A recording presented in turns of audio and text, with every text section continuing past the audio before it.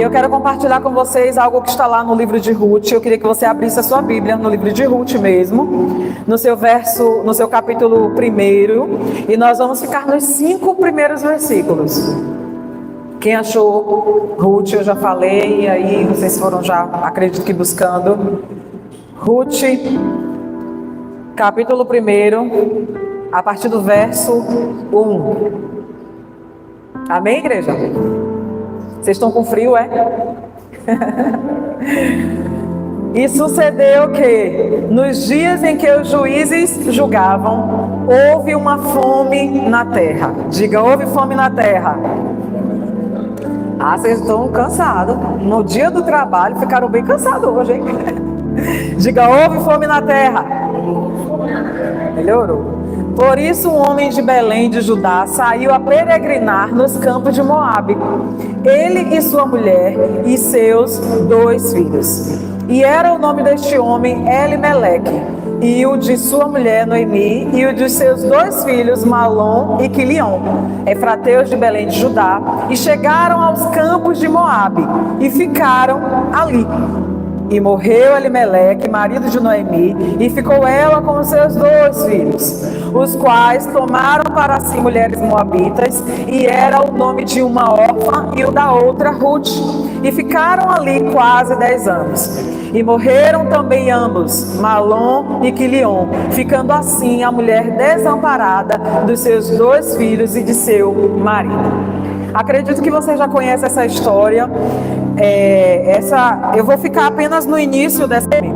É o que nós acabamos de ler, que durante essa época em que os juízes estavam liderando, houve fome na cidade em que deveria haver pão, na cidade onde deveria haver alimento, onde deveria haver, aquela nutrição. E Elimeleque pegou a sua família, sua esposa e seus 2 filhos, e eles peregrinaram até a cidade de Moabe. Como é que era essa cidade de Moabe, Quem era Moabe? Moabe, na verdade, ele era o filho de Ló, que foi um fruto de um relacionamento incestuoso entre a sua filha mais velha com o seu pai Ló. Elas, querendo preservar a descendência do seu pai, as 2 tiveram relações sexuais com o seu pai, mas esse povo moabita surgiu da primeira filha, no caso da mais velha, e dessa relação foi gerada essa criança, onde se pôs o nome de Moabe, que deu início a esse povo, os moabitas. Vocês estão aqui? Estão entendendo direitinho? Amém, amém. Então a gente vê aqui Elimeleque. Eu vou falar alguns significados, porque a Bíblia ela trata muito com significados, e principalmente quando se trata de nome de pessoas. Elimeleque, o significado dessa palavra é: meu Deus é rei. Eu entendo que quando nós dizemos isso, o Senhor, Ele é o meu rei, Ele é o meu Deus, eu entendo que eu estou colocando a minha vida debaixo desse senhorio, debaixo dessas instruções, debaixo desse comando, me submetendo àquilo que o Senhor, Ele vai me direcionar. E pelo nome de Elimeleque, dizendo Deus, Ele é o meu rei, era basicamente isso que iria se sugerir para que Elimeleque ele tomasse qualquer uma atitude. A Bíblia ela não traz alguns relatos, então existem algumas coisas que quando a gente comenta são conjecturas mediante o texto que nós estamos lendo, mas isso não está escrito, a gente não vê nenhuma instrução da parte de Deus de Elimeleque de sair da cidade de Belém para ir para a cidade de Moabe, como a gente também não vê a Bíblia declarando que Elimeleque teve um direcionamento, assim como a gente ouve Deus falar com Abraão: olha, Abraão, pegue, sai de sua terra, de sua parentela e vá para onde eu vou te mostrar. Não houve isso, mas a gente vai conjecturando algumas coisas, e eu imagino que talvez não fosse interessante Elimeleque ter saído da cidade de Belém, embora a cidade de Belém estava passando por uma crise. Mas sabe, como eu falei no início, toda crise ela pode nos gerar um caminho para Cristo. Então, normalmente quando nós enfrentamos uma crise, a nossa primeira tendência é fugir. A gente não quer viver a crise, até porque a crise é desconfortável. É ou não é? Muito desconfortável. Já passei por algumas crises em que eu disse: Senhor, não tá legal, eu não queria estar aqui, não tá interessante, eu não estou gostando de viver isso. Se eu pudesse, eu pulava de fase. Mas, passando pela crise, porque eu me submeto ao processo, depois que eu passo da crise, eu digo, oh, como foi bom ter passado pela crise. Saí diferente, evoluída, cresci, aprendi um pouco mais, tive experiência com o Senhor. A gente nunca sai de uma crise da mesma forma, amém, amados? Deserto, crise não é lugar de morada do crente, é um lugar de passagem. E quando a gente passa, a gente sempre aprende algo, é ou não é? Sempre aprendemos algo. Mas a gente vê Elimeleque tomando essa decisão de sair juntamente com toda a sua família de Belém para Moabe. Eu vou falar a respeito dos outros significados que é de seus filhos. Malom significa doentio, fraco ou enfermo. Quilion, definhando, caindo ou desfalecimento. A história também não conta durante quanto tempo eles ficaram passando fome em Belém, passando necessidade, o porquê que aqueles filhos levaram aquele nome. A gente pode ter algumas sugestões, por quê? Porque se a gente for observar as histórias, a exemplo, Raquel e Lia. Quem lembra de Raquel e Lia? Raquel não podia ter filho. Lia paria toda vez que tinha oportunidade, Lia paria. E os nomes que Lia dava aos filhos? Era mediante a circunstância e a situação que ela estava vivendo. Quem lembra disso? Né? Raquel, quando ela teve um filho, ela disse o Senhor, ela fala algo assim do tipo que eu venci, né, a briga entre mim e a minha irmã, e aí agora eu gerei. Os nomes eram sempre mediante a circunstância em que eles estavam vivendo. Com isso eu não estou dizendo que Elimeleque estava vivendo situações, mas eu posso ter uma ideia de que talvez ele estivesse vivenciando alguma situação realmente de dificuldade, né, de desespero, de estar realmente definhando, a depender da situação, passando por algumas necessidades financeiras ou até de enfermidade, para trazer nomes como esse aos seus filhos. A Bíblia não relata isso, amém, amados? Eu estou apenas fazendo uma conjectura mediante alguns significados de nomes bíblicos que a gente vê na história e que a gente vê como a história se desenrola a partir desses significados, desses nomes. Mas, diante dessa pequena introdução que eu trouxe para os amados, eu quero falar sobre o primeiro ponto. Diante da crise, não se mova apenas por causa da necessidade. Nós podemos sempre nos encontrar em crise, nós podemos sempre passar por algumas situações adversas, mas nós precisamos buscar de fato uma orientação do Senhor, para saber se de fato é para nós nos movermos, porque a coisa está apertando, porque o circo está fechando. A gente sempre ouve, mediante a situação que encontra o nosso país. Amados, eu sou brasileira e eu amo ser brasileira. Eu tenho orgulho de dizer que eu sou brasileira e nordestina da Bahia, de Salvador. Tenho orgulho. Existem muitas coisas que acontecem no nosso país que disso eu não tenho orgulho, mas isso não faz com que eu venha, sabe, dizer que eu odeio ser brasileira, não quero, tenho vergonha. Não, tenho vergonha das coisas que acontecem, sim. Mas já existiram para nós muitas oportunidades de a gente sair de Salvador, do Brasil, mas a gente nunca se moveu por conta da necessidade. E depois dos últimos anos, né, do governo e tal, muito se ouvia falar a respeito de sair do Brasil, não é assim? Muitas pessoas falando, não, vamos sair do Brasil, porque já não dá mais para morar no Brasil por causa do governo e que isso, que aquilo outro. Sabe, amados, eu tenho um entendimento de que nós é que transformamos o ambiente onde nós estamos. Não se trata do lugar, mas se trata de onde eu estou e com quem eu estou. Se eu estou, eu carrego a presença de Deus, aonde quer que seja. Pode ser num lugar de fome, pode ser num lugar de crise, não importa. Abraão, ele prosperou num caminho completamente diferente do caminho que foi o que Ló escolheu. Aparentemente, o caminho para Ló era bem vistoso, era próspero, mas Abraão prosperou num caminho completamente oposto, diferente. Então não se trata do lugar, mas se trata de quem você carrega, da presença a qual nós carregamos. Então, diante da crise, nós vemos Elimeleque se mudando de Belém com toda a sua família para Moabe. E eu digo mais uma vez para os amados, nós não podemos apenas, nós não devemos nos mover por conta da necessidade. Nós precisamos buscar a orientação do Senhor para saber se diante daquela situação a gente precisa se mover ou se nós enfrentamos aquela crise. Porque se nós estamos com Cristo, a crise ela vai ter que cair por terra, porque tudo se rende ao nome de Cristo, é ou não é? Então a crise também ela vai precisar se render, ela pode até não gostar, mas ela vai ter que se dobrar ao senhorio de Cristo. Você está entendendo? Aleluia. Elimeleque, ao sair da sua terra, ele estava buscando melhores condições, uma melhor forma de sobreviver, sabe? E isso gera um grande perigo, porque eles tinham uma cultura e eles tinham uma identidade no lugar onde eles estavam. E a partir do momento em que eles saem desse lugar para um outro lugar, é uma outra cultura, é uma outra identidade. Lá em Salvador, a gente esteve no domingo passado no Grupo da Família, uma ministração maravilhosa, que inclusive está no YouTube, se você quiser visualizar. Foi a ministra Leidiane que trouxe essa palavra, falando a respeito de Daniel e seus amigos, no tempo do exílio, de como aqueles meninos sofreram uma pressão, mas a Babilônia não entrou neles, embora eles estivessem todo dentro da Babilônia, mas eles não permitiram que a Babilônia entrasse neles. Então existe um cuidado e uma cautela, porque quando nós saímos do nosso ambiente natural, do nosso habitat natural, e vamos para um outro lugar, nós vamos encontrar uma cultura diferente.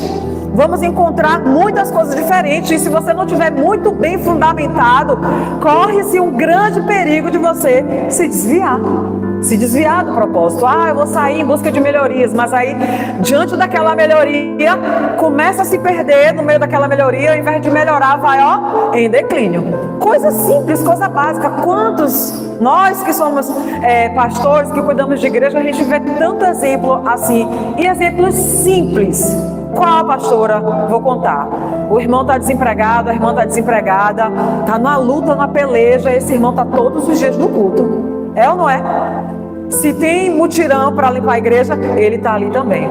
Se tem visita, ele está ali também. É o primeiro a chegar, é o primeiro a sair, se disponibiliza em tudo. Aí ora pedindo emprego e diz que é não, porque se acontecer, eu vou ser o primeiro a ser dizimista fiel. Como eu gostaria de cooperar nessa ação que o pastor está trazendo ali, mas no momento eu não posso. E aí basta surgir a primeira oportunidade de emprego, ele já não consegue mais vir para a igreja, porque ele está muito cansado. É assim ou não é, amados?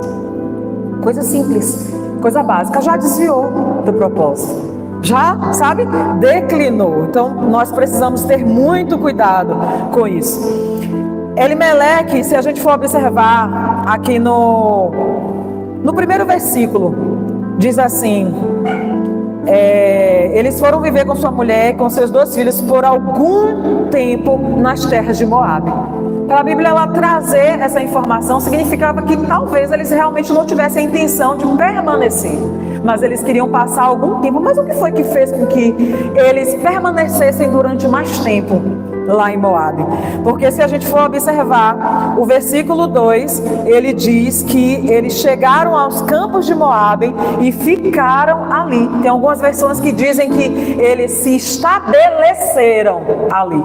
Então aquilo que era para passar apenas algum tempo, de repente alguma coisa chamou a atenção, os prenderam naquele lugar, de forma que eles não pensaram mais em voltar para a sua terra. Então o que será que foi que prendeu Elimeleque e a sua família ali em Moabe? Talvez aquela cidade tivesse muita coisa a oferecer, tivesse muita coisa que o chamasse, a atenção. E aí eu ressalto, a importância desse cuidado de nós sairmos, porque numa oportunidade que a gente vai observar, Abraão, ele sai e ele desce ao Egito. E é justamente quando ele volta do Egito que ele volta com quem? Com Agar, que gerou uma série de problemas dentro da sua casa. Se a gente for observar, Isaac também teve uma oportunidade, mas o Senhor disse para ele: olha, não desce ao Egito. Vocês estão entendendo que nós precisamos ter um cuidado de ouvir qual é o posicionamento de Deus, o que é que Deus, Ele quer que nós façamos diante da crise a qual está diante de nós. Ele talvez pensasse não em habitar, mas passar realmente por pouco tempo, mas foi ali que eles resolveram permanecer. E um detalhe, os judeus, isso era algo que o Senhor já havia falado para eles, que era um povo que eles não deveriam se misturar, eles não deveriam se casar com outros povos, né? Isso era algo que fazia parte deles, da cultura deles, eles já tinham esse conhecimento, né? Mas vamos ver um pouco mais à frente. Um outro ponto que eu quero falar com os irmãos, além de a gente ter esse cuidado, né, em observar diante das crises se realmente há uma necessidade de nós sairmos, né, não nos movermos apenas por conta da necessidade, é não nos deixar ser atraídos e nem nos apegarmos ao que é externo. Nós precisamos ser guiados pelo Espírito. Nós estamos todo o tempo falando que nós somos um ser trino, mas o nosso homem interior, o nosso homem de verdade, é realmente o nosso homem interior. Não é a nossa alma, não é o nosso corpo, e nós precisamos aprender a ser direcionados no Espírito. Deus não vai falar na sua alma, Deus não vai falar no seu corpo, Deus ele vai falar no seu Espírito. Nós precisamos aprender a ouvir Deus no Espírito. Então não é através daquilo que nós olhamos, sabe? Pode ser muito atraente se a gente for observar lá no início, quando Deus deu uma ordem para Adão. Como foi que Eva caiu nisso? Através do olhar. Primeiro ela ouviu, e depois que ela ouviu uma outra informação diferente do que ela já tinha ouvido antes, ela passou a observar. A palavra do Senhor diz que Eva viu aquele fruto, e ela passou a desejar depois que ela viu. É por isso que nós precisamos ter cuidado com o nosso olho natural. Nós precisamos ter um olhar espiritual. A partir do momento que Eva começou a olhar muito, ela passou a desejar e comer o fruto. Então nós não podemos ser guiados pelo que é externo. Mas aqueles irmãos, quando chegaram nas terras de Moabe, eles acho que se encantaram pela cidade, porque eles passaram a viver ali, eles passaram a se estabelecer. E sabe, queridos, que a região de Moabe, ela era bem favorável. Ela era grande em produção agrícola, na criação de ovelhas. Isso era algo muito importante para a economia lá na cidade de Moabe.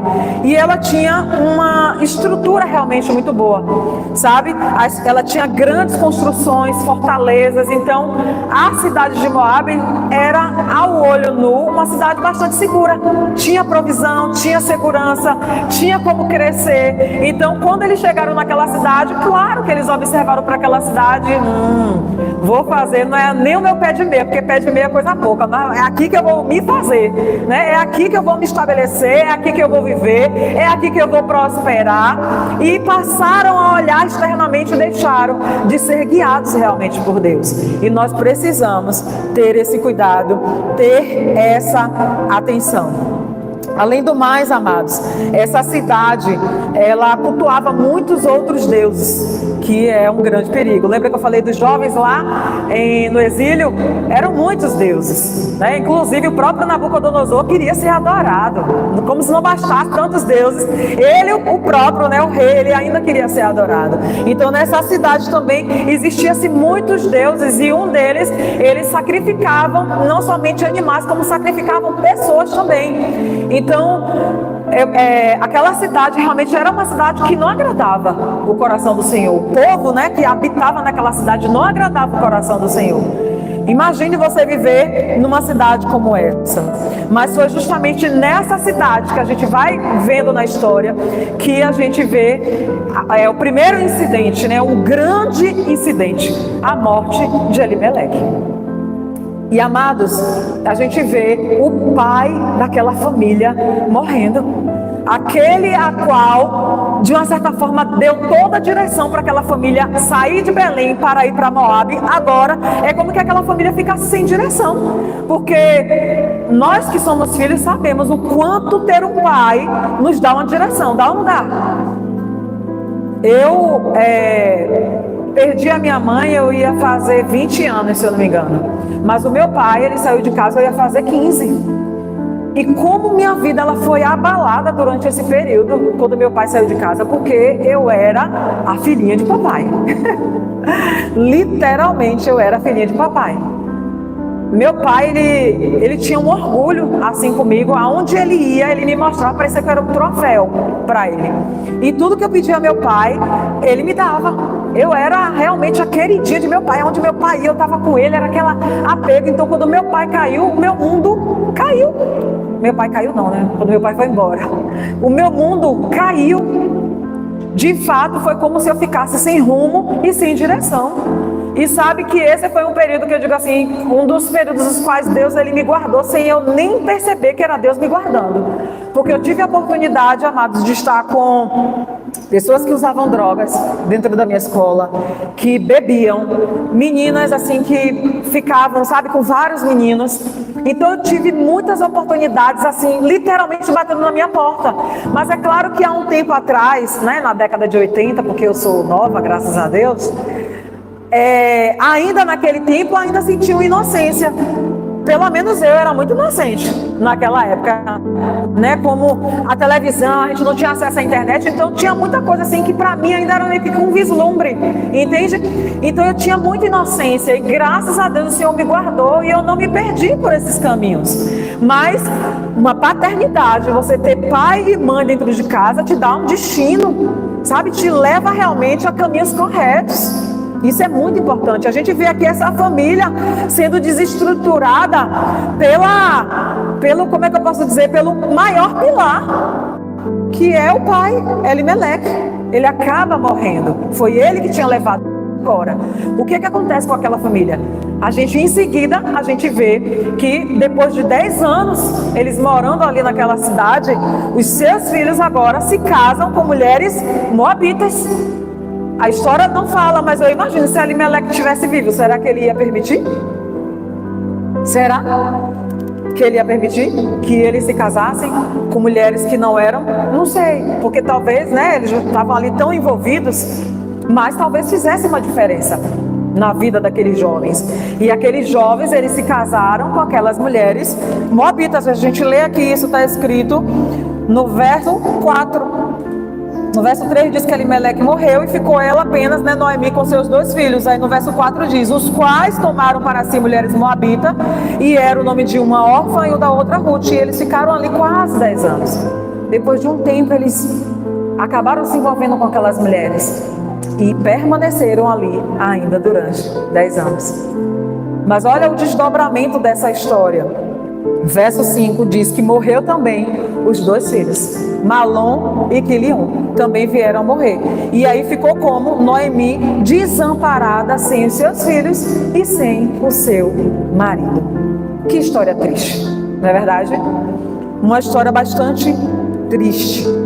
Mas ela tem um desdobramento assim maravilhoso, que isso a gente pode deixar para outra oportunidade. Eu posso estar dando uma certa continuidade, mas voltando para a história, a gente vê, amados, que a zona de conforto, ela pode nos levar à morte.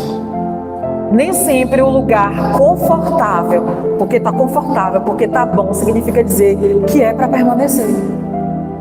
Nós não gostamos da zona de desconforto. É ou não é? Porque não é realmente confortável, não é bom. Mas é justamente na zona de desconforto que nós somos levados a crescer, nós somos impulsionados a crescer. É como se Deus ele estivesse puxando de nós o melhor de nós mesmos. É quando nós estamos sendo provados que a gente consegue ver, que a gente consegue andar um pouco mais. Quem nunca passou por uma situação e parece que você vai morrer? E às vezes você vai orar diante do Senhor, ai Deus, eu não aguento mais. Quem nunca? Porque eu já passei por isso. Será que só eu? Olha eu aqui, ó, levantando minha mão dizendo, eu já passei. Senhor, não dá mais. Não, depois dessa, eu já passei por uma que disse, não, depois dessa, não é possível. Às vezes, eu lembro que alguns períodos assim, Jesus ainda brincava assim, Senhor, não sou Rambo não, não sou Mulher Maravilha, porque parece que o Senhor só está mirando em mim, quanta coisa, quanta luta, e eu passo por essa e venço, e aí depois outra, e eu passo por essa e venço. Mas quando a gente olha para a história atrás, a gente vê, poxa, mas ó aqui, ó como eu melhorei, ó, agora é uma versão melhorada de mim mesma. É ou não é? Nós somos experimentados no Senhor e somos aprovados, pelo menos é o que o Senhor espera, e Ele acredita, mas vocês acreditam que Deus acredita na gente? Ele tanto acredita que ele enviou o Espírito Santo para habitar dentro da gente, porque ele sabia, que o Espírito Santo era a chave principal. Com ele, se pode tudo, porque ele é que nos assiste nas nossas fraquezas. Quando a gente está ali no finalzinho, sabe, no fio, o Espírito Santo, pronto, meu filho, peguei. Aí você, opa, mais um gás aqui, e a gente continua, e a gente prossegue. É bom ser crente, viu? A gente passa por algumas lutas assim, mas eu não me arrependo de ser crente. Alguém se arrepende aí de ser crente? Graças a Deus não, é bom ser crente. A gente passa por algumas, mas é bom. Mas a zona de conforto, amados, ela pode nos levar à morte. Aquela família que estava vivendo um tempo de fome, eles foram para Moabe em busca de sobrevivência, mas lá eles encontraram morte. Vocês entendem isso? Sai de uma cidade que estava passando apenas por fome, fez uma trajetória e foi para um lugar onde eles se depararam com a morte, e desastrosa, não foi apenas de um membro, mas de membros importantes. Você entende que a descendência daquela família estava em jogo? É sobre isso que a gente pode falar na próxima administração. A descendência daquela família iria sumir, ia desaparecer. E para aquele povo, a descendência contava e contava muito. Eles foram buscar pão, mas eles encontraram doença. Eles foram buscar vida, só que eles encontraram sepulturas, no plural. A terra estrangeira, né, que parecia segura, que parecia forte, aquela cidade não foi capaz de fornecer segurança para eles, mas ao invés disso forneceram para aquela família enterros sucessivos. Todas as mulheres daquela família, até as estrangeiras que chegaram, todas ficaram no estado de viuvez. E o estado de viuvez, para aquele tempo, era muito ruim. Não ter filhos, né, para sustentar aquelas mulheres, para cuidar daquela casa, imagine. Realmente era uma situação bastante triste. Então, queridos, através disso que eu trouxe para os irmãos nessa noite, não olhe para a sua situação meramente com um olhar humano, mas busque uma orientação do Senhor. Se diante da crise em que você está vivendo, se de fato não é uma oportunidade, um caminho para Cristo. Quando nós estávamos aqui cantando, me derramar, dizer que te amo, me derramar, dizer te preciso. Nós temos dificuldade de dizer ao Senhor, precisamos de ti, Senhor.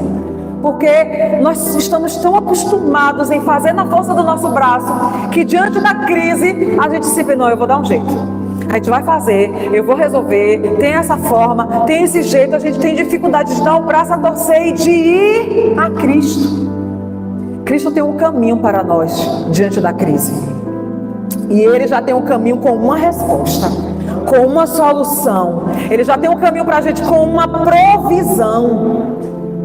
Lembra de Abraão? Queria tanto um filho, recebeu o filho e de repente o Senhor disse que era para entregar. Abraão estava diante de uma crise, mas diante daquela crise já tinha uma resposta lá no fim. Abraão, ele poderia até não saber, mas ei, amados, Deus já viu o seu futuro. Deus já sabia o futuro de Abraão. E Ele conhece o nosso futuro, Ele já foi lá, Ele já visitou, Ele já sabe como fazer você chegar lá. Ele tem todas as instruções, Ele tem todas as direções. Nós precisamos parar e ouvir essas instruções. E eu sei que ficar neste lugar parado muitas vezes não é fácil, mas é um exercício que se a gente fizer continuamente a gente aprende. A gente aprende a ficar nesse lugar, a gente aprende a ouvir, a gente aprende a ser guiado pelo Espírito. Diante de toda a crise, existe um caminho para Cristo. Nós precisamos, sabe, nos render. E sabe de uma coisa? Quanto mais a gente luta, quanto mais a gente dificulta, quanto mais a gente se coloca nesse lugar, sabe, de não rendição, mais tempo você vai permanecer dentro da crise. Quantas vezes parece um siri na lata? A gente sabe como é siri na lata? Que fica se batendo. Eu falo isso porque meu pai, quando criança, levava muito. E aí deixava do lado de fora assim, a gente só ouvia o barulhinho do bichinho. se batendo, querendo sair daquele lugar, mas era caminho de morte. Não tinha jeito, eles iam parar na panela, não adiantava se debater. Então, quanto menos eu e você se debater, melhor. Sabe? Entra logo naquele lugar assim de morte. Não, Senhor, eis-me aqui, me rendo. Pronto. Vamos ficar neste lugar. E o Senhor, Ele vai nos trazer uma resposta. A resposta é Cristo. O caminho é Cristo. Ele é a porta, Ele é o caminho, Ele é a verdade, Ele é a vida. Amém, queridos? Vocês entenderam?